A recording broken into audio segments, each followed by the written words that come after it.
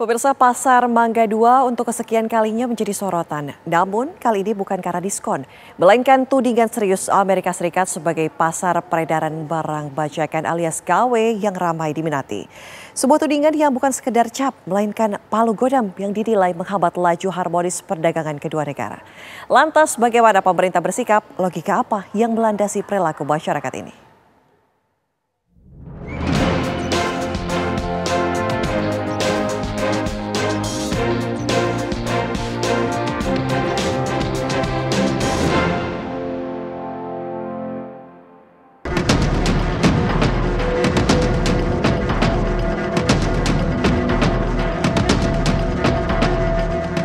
Kami kan belum ekspos ya, karena kan kami harus selidiki dulu. Nanti kalau ketahuan perusahaannya kan ada beberapa sanksi itu berurutan gitu.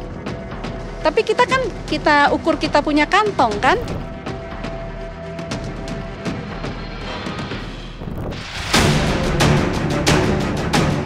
Tirai hubungan dagang antara Indonesia dan Amerika Serikat kembali tersibak. Menampilkan siluet kelam pasar Mangga 2 yang untuk kesekian kalinya menjadi sorotan tajam Washington. Dalam laporan tahunan terbarunya, Kantor Perwakilan Dagang Amerika Serikat USTR Dalangan Gamblang menunjuk hidung kawasan niaga yang riuh ini sebagai pasar terkenal peredaran barang bajakan alias KW yang digoreskan dalam daftar merah mereka.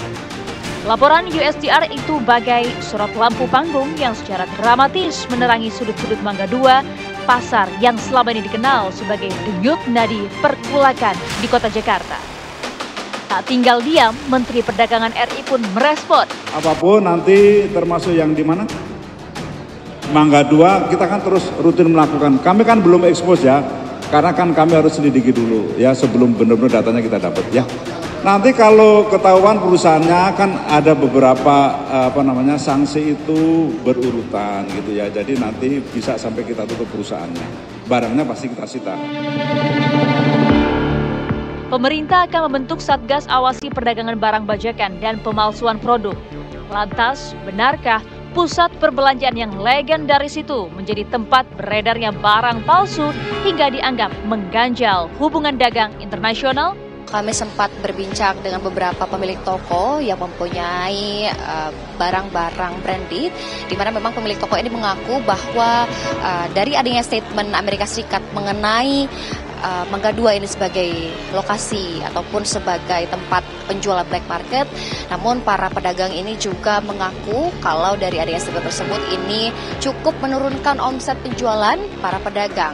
Namun pemirsa, hal ini tidak mengurangi kreativitas para pelaku usaha di Mangga 2 tentunya yang menjadi kekuatan usaha di Mangga 2 ini sendiri. Karena memang dengan pemahaman tren dan selera pasar ini para pedagang di Mangga 2 ini mampu bersaing begitu dari berapa produk-produk yang mereka tawarkan, baik itu produk impor ataupun produk lokal. Dan juga berharap bahwa dengan adanya statement tersebut ini tidak malah menjadikan para pedagang ini kesulitan untuk mencari nafkah, karena memang ini menjadi salah satu pusat perbelanjaan yang dari dulu hingga sekarang ini merupakan pilihan bagi masyarakat untuk berbelanja barang-barang branded yang sesuai dengan dompet para pembeli, seperti itu.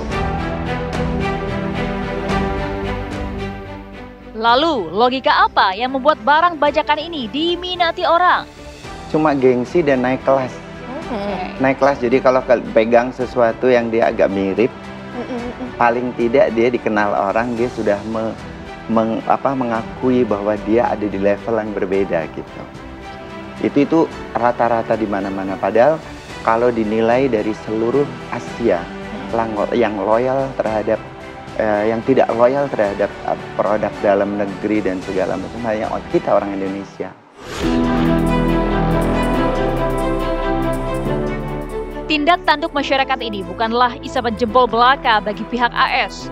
Ini adalah pernyataan serius yang menggarisbawahi kekhawatiran mendalam Amerika terhadap maraknya pelanggaran kekayaan intelektual dari pembajakan hak cipta hingga pemalsuan merek dagang yang masif baik secara fisik maupun daring di Indonesia.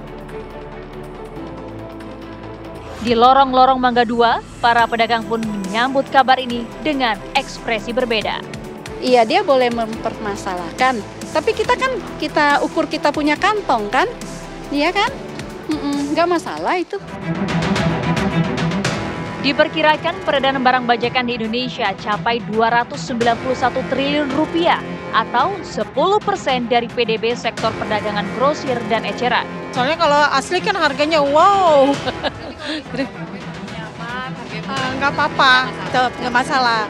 Yang penting nyaman dipakai. Soalnya kan KW sama asli hampir sama ya. Nggak beda, ya, cuma beda tipis beda-beda tipis aja. Bahan juga hampir sama. Kalau yang kadang-kadang ada juga orang yang nggak memperhatikan apakah itu KW atau bukan, ya dipikir ini kok mirip banget nih gitu kan. Iya. Ternyata kalau yang udah paham sama brandnya aslinya ya pasti tahu lah ya gitu kan.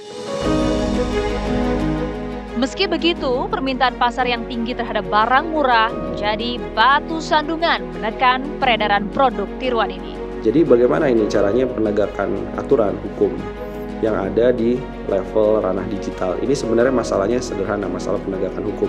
Belum ada sanksi yang begitu keras terhadap platform e-commerce-nya jika terbukti menjadi tempat untuk melakukan transaksi barang-barang bajakan misalnya. Kemudian dari sisi pedagangnya, dari sisi distributornya.